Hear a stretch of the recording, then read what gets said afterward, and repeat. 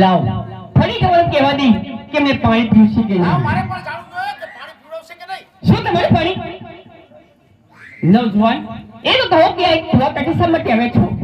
કુવા કાંઠે એટલા જ માટે આવ્યો છું કે આ કૃષ્ણ આપવાની વાડી છે, આ વાડીનું કામકાજ હું કરું છું, પણ મારું ઘડું સુકાય છે, મને પાણી પીવડાવશો? જરૂરથી મને પાણી જાણ્યું છે કે તૈસે માં કુવા કાઢી આવે હોય તો જરૂરથી પાણી પીવડાવ જોઈએ. હું તમને પાણી પીવડાવું છું. લ્યો અરે સારું પાણી પીવું જ મારા વારામાં જૂનો હેરપંપ ચાલુ છે. તમે પાણી પીતા નથી અને મારી સામે ટકે ટકે શું જોયા કરો છો? અરે એ જ જોઉં છું કે ભગવાન કેવો નવરો છે ત્યારે આપણું સુંદર મજાનું રૂપ ઘડું છે. અરે નવજવાન એ તો કહો કે આ ગામની અંદર તમે અજાણ્યા છો, વળી તમારું નામ? તમારા ગામની માલિકો રજાડો છું અને નામ છે મારું કિશન.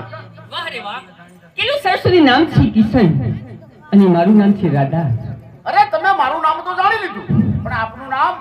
તમને ખબર નહીં હોય કે મારું નામ છે રાધા. વાહ રે વાહ. રાધા રાધા અને કિશનની જોડી જામશે. ઓ ઉનાળામાં પેપ્સી તો એવી. નવજવાન શું આ છોકરી તો પાણીની હેલ ભરી અને હાલતી થાય છે? ક્યાં જાઓ છો? અરે જવાનો મારે કહું છું મોડું થાય છે મારે ઘરે. તમારો હાથ પકડો છે તો આમ હદ વચાને છોડી દેવા માટે નહીં, પણ આ જન્મ તો શું 7 જન્મ હું આપનો સાથ નિભાવીશ.